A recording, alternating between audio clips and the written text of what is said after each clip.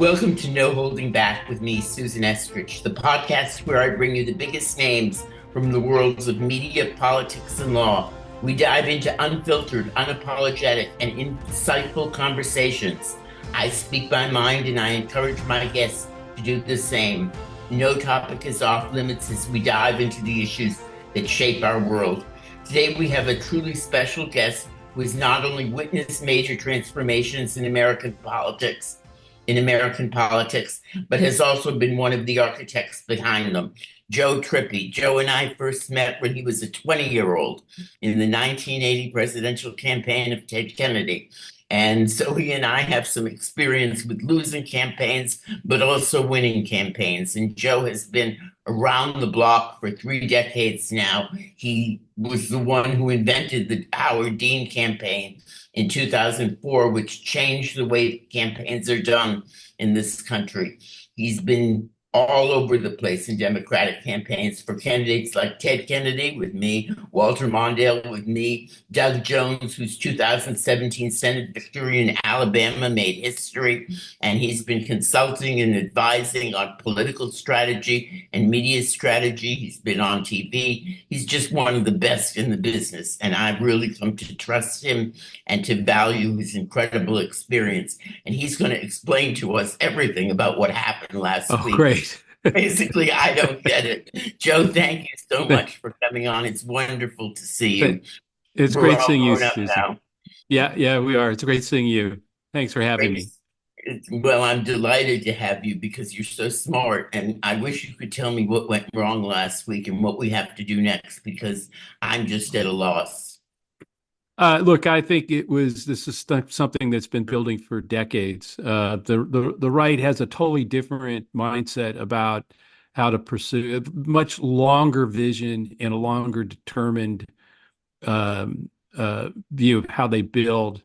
And the Democrats have been, it's, a new election every 2 years. I mean, like we're shutting down.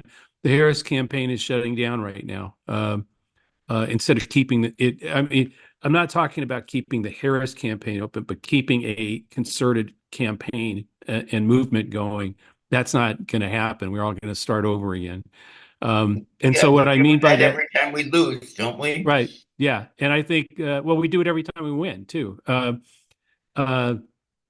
the so I think what's look it gets down to for the last 20, 30, 40 years, billionaires and others out there, and the extreme right have went out to own media outlets, to own Fox News, Elon Musk owning X,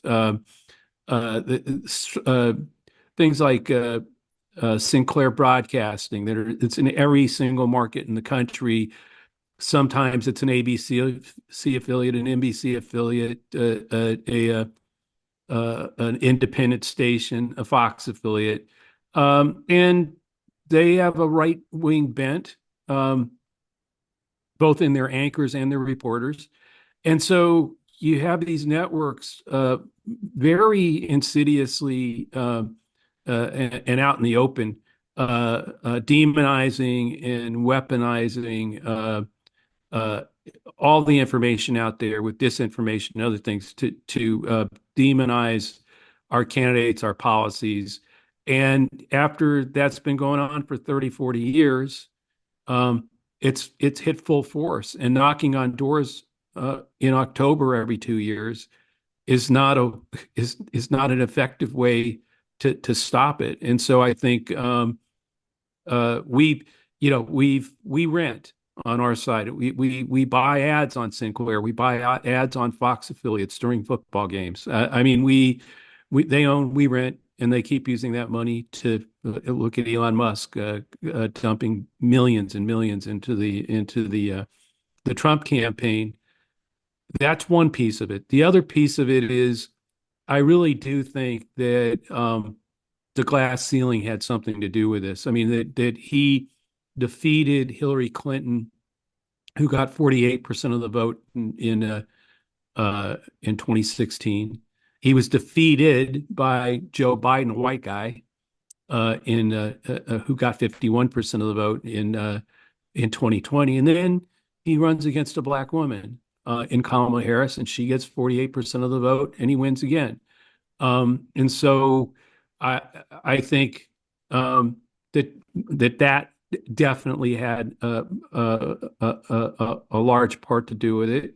And then the third reason, obviously, I think, is we do have uh, a problem with male voters in that the party and that's not just white blue collar men. It's there are obviously black men, Latino men who voted for Trump. Um, and we really didn't spend a lot of time reaching out to them. But secondly, I think also as the gender gap widened, um, we all doubled down. I mean, I think the campaign doubled down on being, drive our numbers up with women instead of going after, trying to close the gap with men. And I think in a weird, not a weird way, but that clearly sent, I think, some signals to those men that we didn't, uh, we didn't see them as important. They were already feeling left behind, like they were losing out. And so I just think that actually may have helped help them make the decision to either stay home or vote for Trump. It's so there's three, but I think of, people now will be going like, well, if only we had a better candidate, if only we did this, what about a different candidate? Right.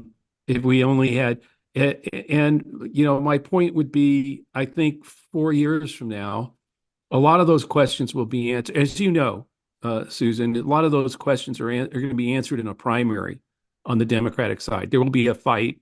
There'll be people from different wings and different ideas and new ideas, doing the Gary Hart thing or whatever.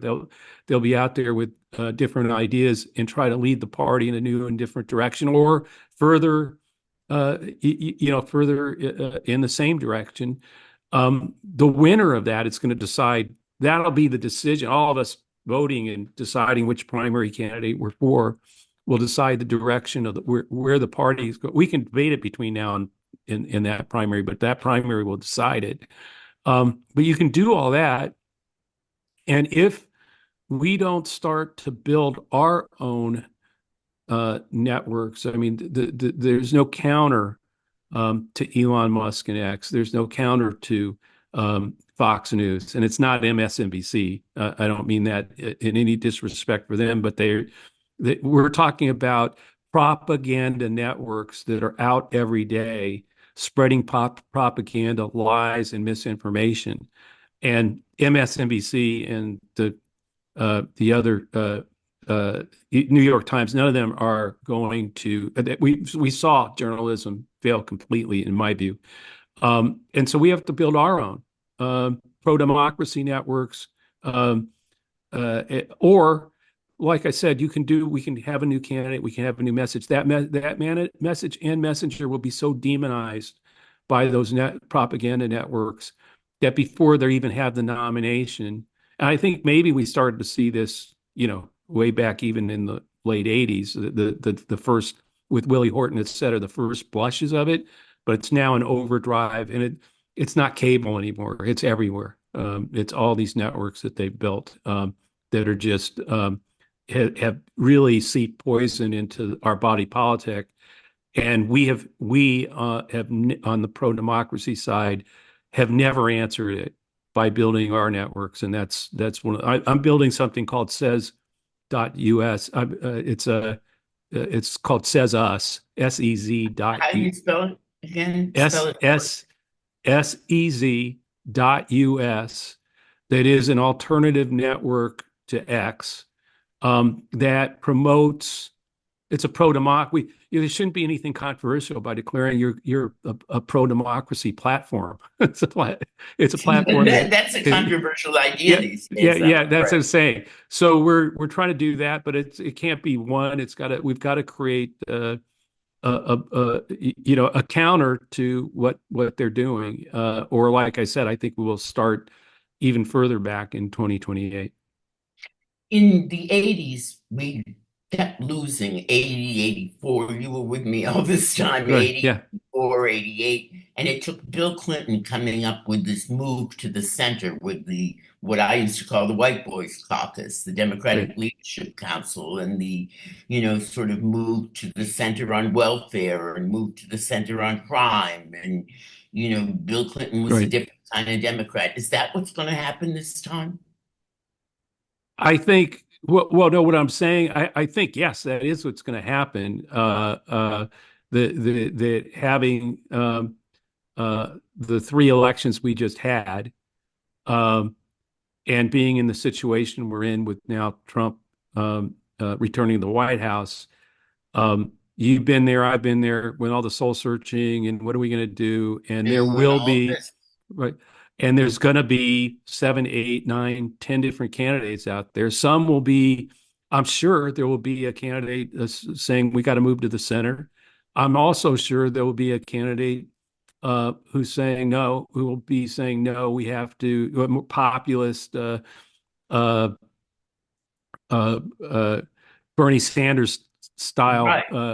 candidate, that and several others, in between, and that will decide the base of the party, whoever turns out in that thing, and selects the candidate. But you and I have both been there.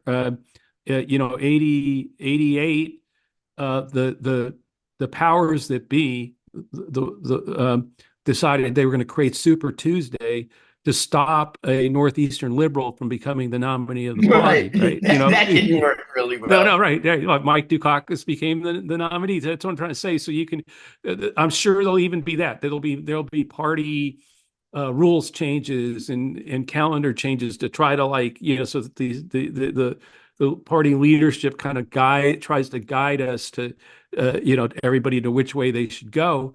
I'm just not sure that's going to work anymore. I mean, I think it's going to be the candidates themselves, and whether it's a Bill Clinton or like I said, I mean, using him as an example, or a Bernie Sanders, I don't know the answer to that. What should it Certainly, I be, know. Joe? What do you think? I mean, if you were elected chairman of the Democratic National Committee, which I think would be a very good idea, by the way, and had the party structure in your hands for the next couple of years, what would you do? What would you build? What would you I would be in play the part? every neighborhood in the country. We need to be everywhere, talking to everybody, listening, but with real ideas on the economy. But my point is, we can't wait till we have the nominee, and look at what happened and then all of a sudden, like, oh no, here the policies, and then we're going to show up and knock on your door in October In and October, ask what you. does Yeah, that do? that's what I'm saying. It's a disastrous strategy. We need to understand. We do need to reach out and speak, and address the problem we have with men. We do. And if we can close that gap at all, it's game, set, match. But we didn't do that. We haven't done it, and I think we need to. But fundamentally, I think it is about it's about a constant communication with these voters. I mean, whether it's uh, on a network, on networks, that's what Fox is doing every day, right? They're every day Yep, every they're single day they get the talking points and they drive it home. I worked there right. for 20 years. You were on Fox. Yeah, You know what it's like. I mean, those yeah, guys get the talking points from the RNC every day, every and day, and it's that's bright. them. But it's Breitbart. It's reaching the young kids that are on their PlayStations and Xboxes and communicating with them. They're just like I said, they've developed these networks that we're not even imagining. I'll give you a crazy example of this. So, Dogecoin. Doge is a Mhm. cryptocurrency, right? It's probably the most widely held cryptocurrency in the United States, and there's a reason for that, right? Bitcoin cost is up at $80,000 now, so the average, 18-year-old, 25-year-old, and probably a lot of us I was aren't going going to to blow say, we eighty won't say thousand how dollars old we are, but on a we're not Bitcoin. buying it either. Right. Okay. Ethereum is like $4,000 now, but Doge until recently was going for like 12 cents. So it's kind of like the poor man's get rich crypto, right? And many millions of Americans hold it. Elon Musk has been touting Doge forever, Right. forever. Okay. So there's a whole network of Doge cryptocurrency people out there. And and Donald Trump's doing two things. He's declaring that he loves cryptocurrency. He loves it.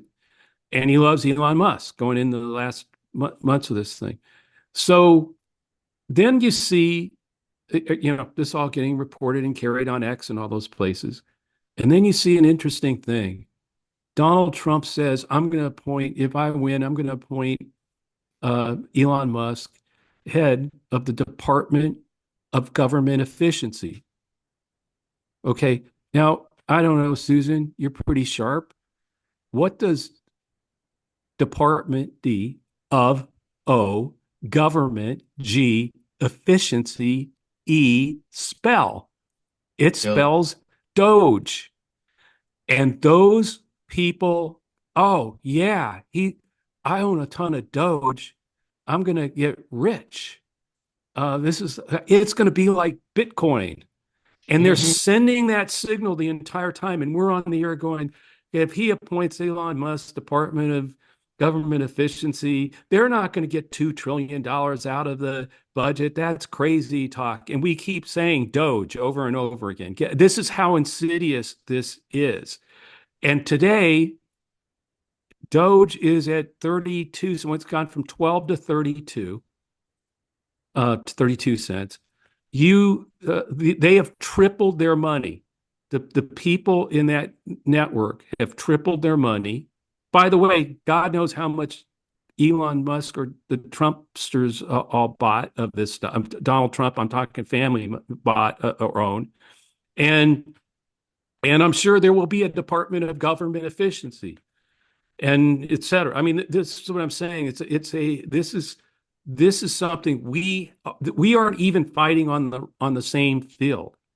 We're not playing in the same field or playing the same game.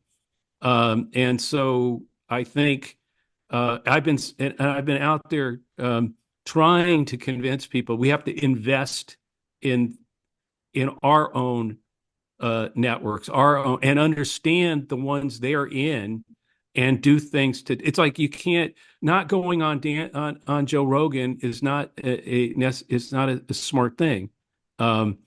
He's got a big audience. Harris could have gone on there for 3 hours. May not have been pretty, may have been, we don't know. But I think or send someone into that network. I mean, that's what I'm saying. I mean, I think we have to either disrupt them, build our own.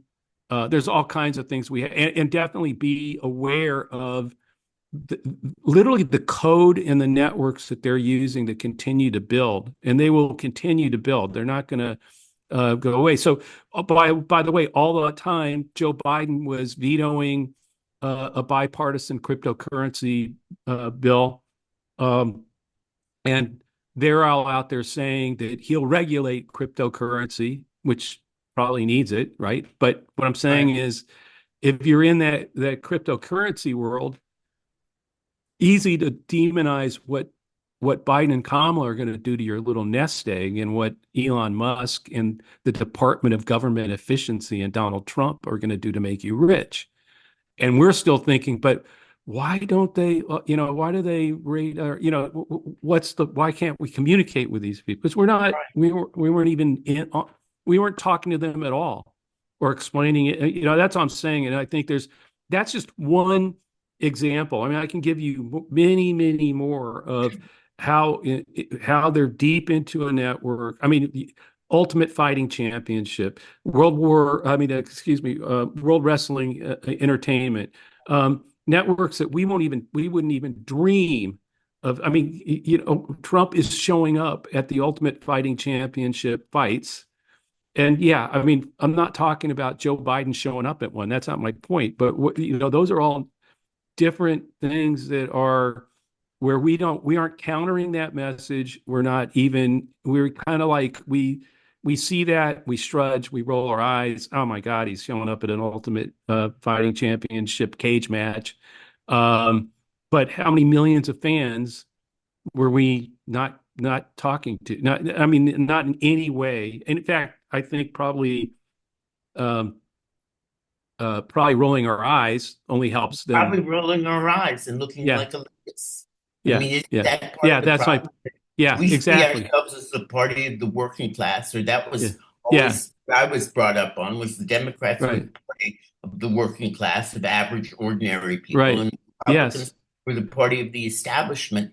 And now we've become the party of the elite establishment, and the working Yeah. class doesn't see us as representing them at all. No, and we think, and when we send signals that the ultimate fighting, the things that they're participating in and part of, that's part of their lives, that it's beneath us. That we, oh my Right. gosh, and so yeah, I think we completely it is our own hubris, their long-term view of how to build a network that continues to grow and is on message every day and relentless to demonize. I mean, they demonize Hillary, they demonize Nancy Pelosi, and and obviously Kamala and Biden, and whoever it is we put up next. That network will be even bigger, more powerful, more juiced, um, and we will still be relying on buying ads on their networks. We'll be buying ads on Sinclair Broadcasting. We'll be buying ads on Fox affiliates during football games that they own. And they'll just take more of that money and pour it into continuing to build their networks. And that's before you even get to the Breitbarts and and the other sundry uh, uh, literally propaganda machines that they've built. And who's doing propaganda on our side? I don't know Uh, who is. no, that's what I'm saying. First of all, propaganda. Oh my God. It's a we, bad we word. don't do propaganda. No, this is my point. They've built totally propaganda networks that are full of lies, and there's no one creating a propaganda network for the truth or for democracy at uh, aimed at elevating community citizenship, bringing us together instead of these networks like X that are amplifying anger, hate speech, and the algorithm drives people further apart. What's happening is there's been a complete erosion of trust because of their propaganda networks, and we have to start building um, networks that create trust and community and be in the community and build that trust. If not, the democracy depends on trust and community. If you don't have that, there is no such thing. And I'm convinced that their propaganda networks are all basically trying to do one thing: tear us apart, drive division, and erode trust in our institutions and each other. That's why it's always others the enemy. They're coming to get us, et cetera. And when you do that, that's how democracy dies. And we may already be there. I hope not. But if we are going to turn this around, it's got to be being by building our own. And yeah, I don't want to call it a propaganda machine, but our own mechanism to connect with everybody that we want. Urge people. We can be citizens again. We can. I mean, I know you can't do this in a 170-day campaign. It's got to be a long term. We have to look at the way they did. We have to look over the horizon and keep building for that, and not just look at, okay, what did we do wrong this time, and we need to fix it 4 years from now. I think that's without building the infrastructure to actually combat what they're doing. I think it will be even a bigger mistake.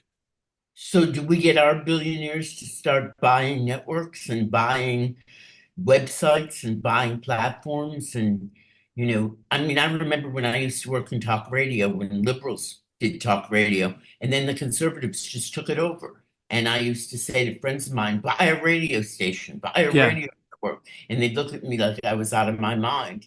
And, the one stab at liberal talk radio fell apart with NPR right. trying to do it. And it never came back. I mean, they own talk radio in this country, and it's part of the Right. machine you talk about. Yeah, no, that's what I'm saying. Well, the other side of that was while all that was going on, the broadcast networks were all and television and everything was fragmenting. All the communications that we all had in common fragmented and went away. So Right. so you have this sort of thing where they're building talk radio, online messaging, owning X. I mean, that was more recent, but all this stuff is building Fox News, et cetera. And they're doing that while everything else is disintegrating. All the other information that we had in common is disintegrating. Nothing's replaced that, is what I'm saying. Nothing. Right. And so like with Says Us, it doesn't cost a lot. We think it's going to take about $2 million to create an algorithm that works the opposite of X, and we've built it and it's out there, and we've 7 people from 77 different countries have already joined. But raising that $2 million, I've raised about 700,000 of it. But no, this is my point. We'll blow We two spent billion $1 billion on Kamala Harris, on, and what do we have yeah, to show on for it? television, right? And Television. so I'm not arguing that Says Us is the answer. I'm saying no, Says Us is one part of it. We need to raise $1 million, $2 million to do that. Then there, how do you create a show for a Joe Rogan of who is speaking to those who can reach and connect with those voters? Same thing, a radio show, whatever. But I mean, in other words, it's all got to get assembled here. Not it. It can't be that we keep relying on. I mean, the journalism cannot stop this propaganda machine. In fact, they No. tend to repeat it. Like I said, we're on.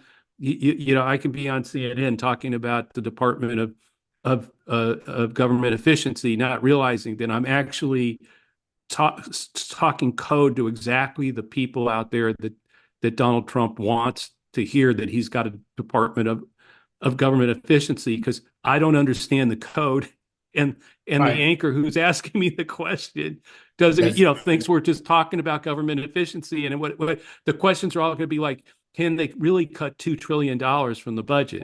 And I'll be going, no, but the Department of Government Efficiency, and there you just ginning up these young spinning up. people. Yeah, his support. One of the most upsetting things to me was that ad that was so successful for Trump at the end, where the ad about the transgender Yeah, yeah, surgeries in prison, and you can explain it. And Kamala represents they, them. Donald Trump represents you. What do you yeah. do with an ad like that? How do you counter that? Well, first of all, I agree with you that it was devastating. I mean, it was really hurt. There's all kinds of evidence that hurt. Clearly, to me, that's the big explanation for the drop in support among Black men and Latino men in particular. And it completely went unanswered. I was over at the Lincoln Project. We produced an ad that answered it. I think Morning Joe Scarborough played it in one morning and said, "This is a great answer. How come the Democratic Party isn't running it?"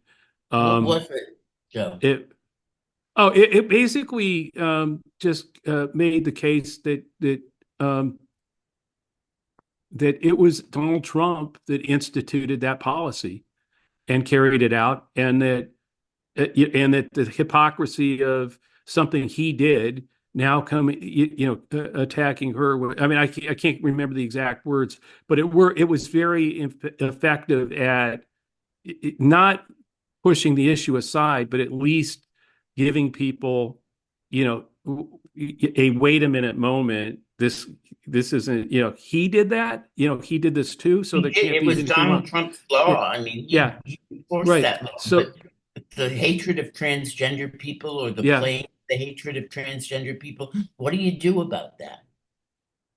well, what I'm saying is, one, we got to stand on principle for their rights, but I think you can't let that charge go unanswered, and we did. And what I'm saying is, if you actually think, and this that's if I started this out by saying he defeated Hillary Clinton, who got 48% of the vote. One was then beat was beat by Biden, who got 51, and then defeated. He defeated Kamala Harris with 48% when she got 48% of the vote. You put on top of that the transgender ad and that hatred, and that just that's what I'm saying. It fuels those men that we were trying to. You're trying to get these men to close the gap, and that's why they kept doing it, because they knew that this was like a powerful message that would keep those men either home or for Trump. And one of the things I still will not understand is why not the Lincoln Project. We didn't have $1 billion, right? And No. so I'm not saying even that our answer was the right one, Susan. I'm just saying it was the only one that I saw. It's the And only it one. was, I didn't see any. I mean, I yeah, didn't see that's other we than didn't have enough California money. We ads. were we were going after Republican men in Pennsylvania, two specific targets, and that was not one of the issues that we were working on to get those men to move. But that's where all our money had been being spent, and then we saw that the transgender thing was actually holding those men, and thought we needed to but we were out of money at that point. I mean, in other words, we'd already committed everything we had, Right. and so we made the ad, got it up a little bit, and prayed that the that Future Forward, or one of the big IEs that had hundreds of millions of dollars, would go, oh, we should do something like that. Instead, they were saying it wasn't an issue, that their data said it was not a problem. I've seen a ton of information after the election. It was a big problem, and I don't Of know course. what their data analytics were telling them. Was our polling off? Was our data off? I mean, this was Oh, supposed to be a close our election, and it wasn't. no, our data is. I learned this. We have become so driven by data analytics instead of and it may be polling, but mostly the analytics, and ignored what people are telling you. I mean, remember, even Hillary, everybody in the world was telling her you're going to lose Michigan, but Right. the analytics said, in fact, they stopped polling because their data analytics said they couldn't lose Michigan. And when they were asked, well, let's go take a look in the poll just to make sure, because everybody's telling us we're losing. No, we just ran the analytics again. We're going to What does win. that So mean, the analytics? Tell me, I'm sure I hear that word all the time, and I'm not sure I understand what they, it means. yeah, they are running models based on data that they've collected. I mean, consumer data, all kinds of different data. They model it, and then they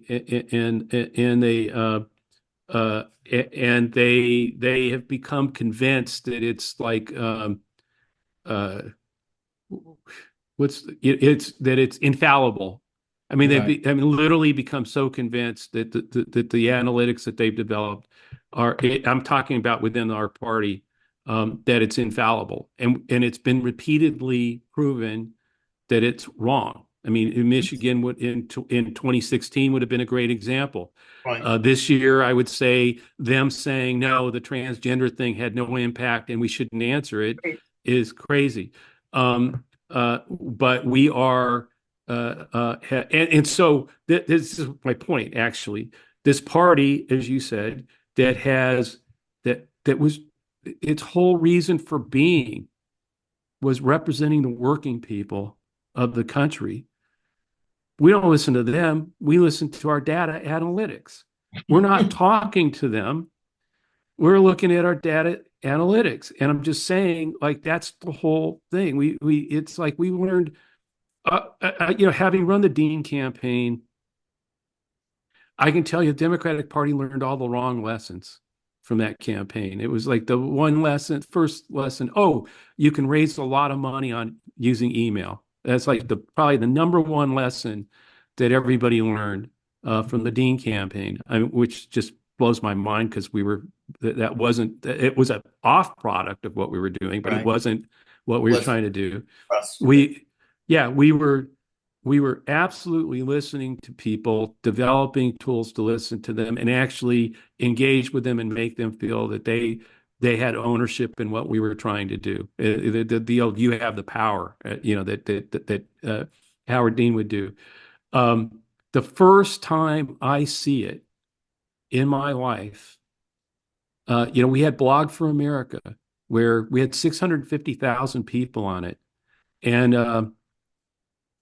in the morning, Howard Dean would post something on Blog for America, and all the 650,000 people would be talking about it. And somebody would say something that made a lot of sense to me, and I'd come on as the campaign manager and say, "Hey, Frank, that's a great idea. Howard's going to do it tonight. Try it tonight in his speech in Iowa." Okay, no one does that. No one did that ever again. No. Why not? Obama didn't do it. No. Here's the thing. No, because we learned ask people for money on email.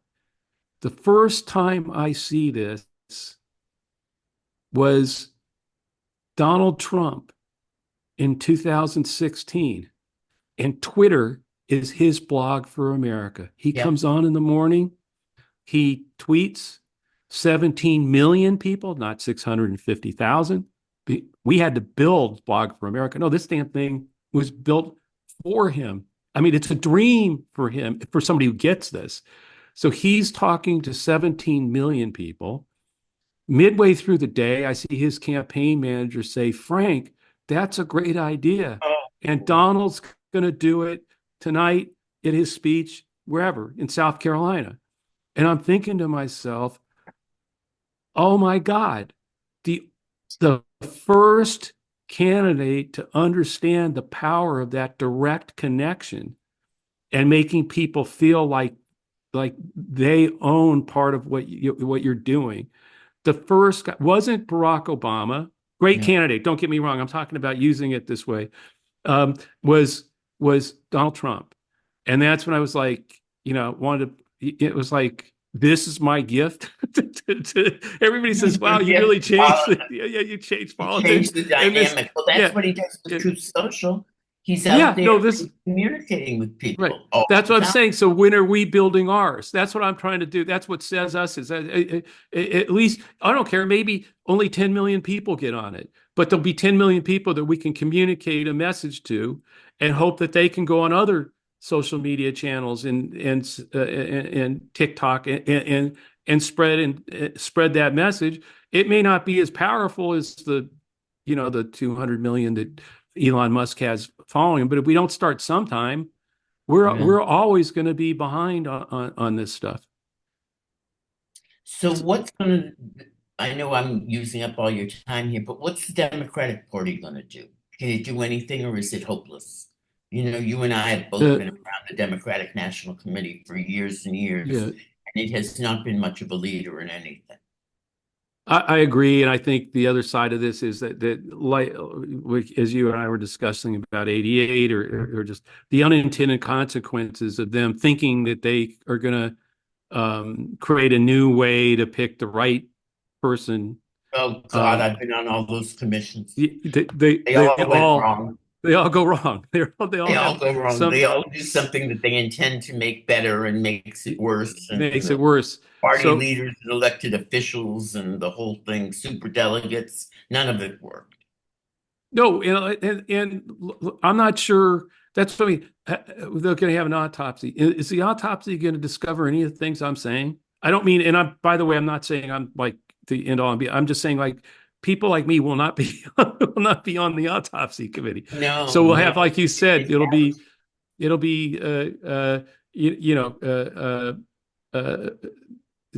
it'll be the same in a lot of ways the same people who for the last 10, 20, 30 years, have continued to not get what we really need to do, I think. And I think a lot of this is it took me about a week into about a week left in the election because why is it that we are so terrified and that they are so complacent and confident on Trump's side? right. And I realize it's because they know that if they win, they get total control and can run the country any damn way they please, maybe for as long as for as long as we're still a country. I mean, that they believe that's if they win, we're finally going to be able to do that. They also know that if they lose, we're all chumps. We'll keep the guardrails of democracy wide open for them to assault it 4 years from now. We're not going to do things to make it impossible for them to get their vote out in 2028. No, we'll be out there making democracy safe to be attacked by them again. It will still be there. We knew that if we lost, we might never get another chance. So we were terrified. My point of that isn't that we don't have another chance. My point is they had a relentless long-term vision. We're going to get it in 2000, or we're going to get it in 2008. If we get the whole thing, we're going to do that. And it got more radical as time went on, till it finally got to, we've got it. We're going to get it, damn it. And we're finally going to be able to do all the stuff we want. And it was real. And if we don't get it this time, We'll get it next we'll time. get it next time. And we were, hey, there's another election in 2 years. Let's start over. Who's the candidate's going to be? So this thing, Fox News is out there. And now they're saying Barack Obama was born in Kenya. Who's going to believe that? Well, Right. 2 years later, that's what I'm saying. We should have realized back then, after 2 years of that, of us rolling our eyes and going, who's going to believe that? Where so many people in America believed it because it was just out there seeping in through their networks, that he had to hold his, he had to release his birth certificate. And then they say, oh, it's a forgery. Right. And they start, this is the whole, that's why you can fix all, what's the mess. But that insidious poison that they're injecting through these networks and through these the codes and stuff that they're sending out there. That's how QAnon, all that stuff. They talk to those people in a code, and we're oblivious to it. Like the cryptocurrency thing. I just think is part of what there's a bunch of things we need to understand and fix it to give us a shot. And there's always the bigger shot is that they do overreach very early in this term, and do whether it's tariffs and mass deportations. And I don't wish any of that pain on anybody. But if they do, does that wake people up that this isn't as entertaining as they thought it was? Let's hope so. Final thoughts, Joe. Tell us again the name of your new group, your new network, and how people can get involved. It's sez.us. You can go and sign up. There are no bots allowed on the network. And anonymous name calling is relegated to zero reach. So if somebody just comes on and starts calling people names, the more every time they do that, they reduce themselves to less and less reach until they're zero, and then they're just talking to themselves. And so what's being promoted on the platform is if the community believes a post is insightful or important or mind-changing or a sound argument, the platform elevates those and reduces name calling and hominem attacks to nothing, which is about building trust, building your reputation on the platform. So if you can join and sign up, if you're on X or any of those other platforms, stay there and fight, but come and join Says Us and tell people on X to come and build Says Us. And also, like I said, we're looking for investors. I went out and took $75,000 of my own money and took it in the backyard and believed at the time I was throwing it in a trash can and burning it back there. And then I talked friends like you, not Susan. I didn't reach you, but other friends to do 25, 50, whatever thousand, convincing them that, okay, yeah, you're going to be burning it in the backyard, but damn it, we're finally building something that will promote democracy. And now, after raising almost $1 million and it's open and 77 people from 77 countries have joined us and thousands of Americans, it wasn't burning trash, burning it in the backyard. I think this can happen if I got to go try to raise another 2 million to make it continue to grow. But so if anybody out there has thoughts on people I should approach or has an interest, please let Susan know, and I'm sure she can pass it on to me. Joe, it has been just a pleasure to catch up with you, even though these circumstances stink. And I hope you get a voice in reinventing the Democratic Party, because you certainly know where to go and you know how to talk to working people and you know what their concerns are. And that's what we need. I mean, we need our base back, and we don't have. Yeah. Thanks, Susan. It's great to be with you. It was wonderful catching up with you too. You've been listening to No Holding Back with me, Susan Estrich. I want to take another moment to thank Joe for joining us and for his work for 3 decades now, trying to make things right in this country. If you enjoyed the show, make sure to subscribe so you never miss an episode. You can listen to us on Apple Podcasts, Spotify, or wherever you get your podcasts. You can also watch every episode on our YouTube channel. Please leave a rating and review. This is how it all works on your chosen platform. It really helps us reach more listeners and keep the conversation going. Follow us on X. We're on X at No Holding Back FM. And for my weekly column, visit our website, estrichgolden.com. Thank you so much for listening. Thank you again to Joe Trippi, and I'll see you next time on No Holding Back.